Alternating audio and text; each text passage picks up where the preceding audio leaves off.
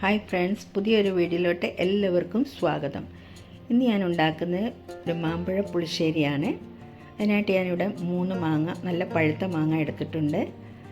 അതിലോട്ട് 1 ടീസ്പൂൺ ഉപ്പും 4 പച്ചമുളക് കീറിയതും 1/4 ടീസ്പൂൺ മഞ്ഞൾപ്പൊടിയും 1 ടീസ്പൂൺ മുളക് പൊടിയും ഒരു ചെറിയ കഷ്ണം ശർക്കരയും കൂടെ ചേർത്ത് നല്ലതായിട്ട് ഇളക്കിയതിന് ശേഷം അടച്ചു വെച്ച് വേവിച്ചെടുക്കാം. ഇതിലോട്ട് ഞാൻ കറിവേപ്പിലയൂടെ ചേർത്ത് കൊടുക്കുന്നുണ്ട്. ഇതപ്പം നല്ലതായിട്ടൊന്ന് വേവിച്ചെടുക്കാം ആദ്യം. അപ്പോൾ അതവിടെ ഇരുന്ന് വേവട്ടെ. ഇനി ഇതിലേക്ക് ഉള്ള അരപ്പ് തയ്യാറാക്കാം. അതിനായിട്ട് ഞാനിവിടെ 1 കപ്പ് തേങ്ങയും 1/4 ടീസ്പൂൺ മഞ്ഞൾപ്പൊടിയും 1/2 ടീസ്പൂൺ ജീരകവും കൂടെ ചേർത്ത് നല്ല പേസ്റ്റ് മാതിരി അരച്ചെടുക്കാം. അപ്പോൾ നമ്മളുടെ മാങ്ങ ഒന്ന് വെന്തിട്ടുണ്ടോ എന്ന് നോക്കാം.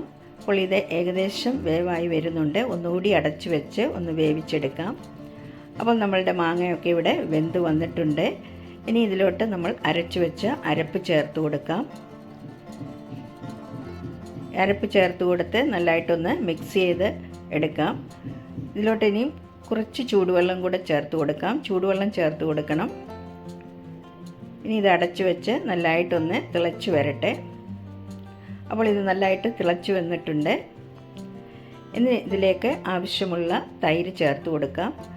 ഞാനിവിടെ 1 കപ്പ് തൈരാണ് ചേർത്ത് കൊടുക്കുന്നത്. ഒരുവിധം പുളിയുള്ള തൈരാണ് എടുത്തിരിക്കുന്നത്.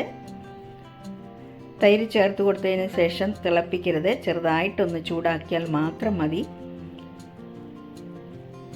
അപ്പോൾ ഇത് നല്ലതായിട്ടൊന്ന് മിക്സ് ചെയ്തതിന് ശേഷം ഇതിലോട്ട് നമുക്ക് കടുക് വറുത്ത് ചേർക്കാം. അതിനായിട്ട് ഒരു 2 ടേബിൾ സ്പൂൺ വെളിച്ചെണ്ണ ചൂടാക്കിയതിന് ശേഷം അതിലേക്ക് 1 ടീസ്പൂൺ കടുക് ചേർത്ത് കൊടുത്തിട്ടുണ്ട്. 1/4 ടീസ്പൂൺ ഉലുവയുടെ ചേർത്ത് നല്ലതായിട്ട് പൊട്ടിച്ചെടുക്കാം. ഇനി ഇതിലേക്ക് കുറച്ച് വറ്റൽമുളകും കറിവേപ്പിലയും കൂടെ ചേർത്ത് കൊടുക്കാം. അപ്പോൾ ഞാനിവിടെ 2 തരം വറ്റൽമുളകാണ് എടുത്തിരിക്കുന്നത്. നിങ്ങളുടെ കയ്യിലുള്ളത് ചേർത്ത് കൊടുക്കാവുന്നതാണ്. കറിവേപ്പിലയും കൂടെ ചേർത്ത് ചെറിയ തീയിൽ നല്ലതായിട്ടൊന്ന് മൂപ്പിച്ചെടുക്കാം. ചെറിയ തീയിലിട്ട് വേണം മൂപ്പിച്ചെടുക്കാൻ, അല്ലെങ്കിൽ കരിഞ്ഞു പോകും. അപ്പോൾ ഇത് നല്ലതായിട്ടൊന്ന് മൂത്ത് വരുന്നുണ്ട്. ഇപ്പോൾ ഏകദേശം എല്ലാം നല്ലതായിട്ട് മൂത്ത് വന്നിട്ടുണ്ട്. ഇനി ഇത് നമുക്ക് കറിയിലോട്ട് ചേർത്ത് കൊടുക്കാം. ഇത് കറിയിലോട്ട് ചേർത്ത് കൊടുത്തതിന് ശേഷം ഇപ്പോൾ മിക്സ് ചെയ്യരുത്. ഇത് അടച്ചൊരു 10-20 മിനിറ്റ് അടച്ചു വെക്കണം. അതിന് ശേഷം മാത്രമേ മിക്സ് ചെയ്യാവൂ. അപ്പോൾ നമ്മളുടെ മാമ്പഴ പുളിശ്ശേരി ഇവിടെ റെഡി ആയിട്ടുണ്ട്. ചോറിൻ്റെ കൂടെ കൂട്ടി കഴിക്കാൻ നല്ല ടേസ്റ്റാണ്. പപ്പടം കൂടൊക്കെ ഉണ്ടെങ്കിൽ നല്ല ടേസ്റ്റായിട്ടുള്ളൊരു കറിയാണ്. അപ്പോൾ ഇതെല്ലാവരും ഉണ്ടാക്കുന്നതാണെന്ന് അറിയാം, എങ്കിലും ഞാൻ ഉണ്ടാക്കുന്നതാണ് കാണിച്ചത്. എല്ലാവർക്കും ഇഷ്ടപ്പെട്ടു എന്ന് കരുതുന്നു. ഇഷ്ടപ്പെട്ടാൽ വീഡിയോ ലൈക്ക് ചെയ്യണം, ഷെയർ ചെയ്യണം. സബ്സ്ക്രൈബ് ചെയ്തിട്ടില്ലാത്തവർ സബ്സ്ക്രൈബ് ചെയ്യണം, കമൻറ്റ് ചെയ്യണം. ഇനി ഒരു നല്ല വീഡിയോ ആയിട്ട് വരുന്നവരെ നന്ദി, നമസ്കാരം.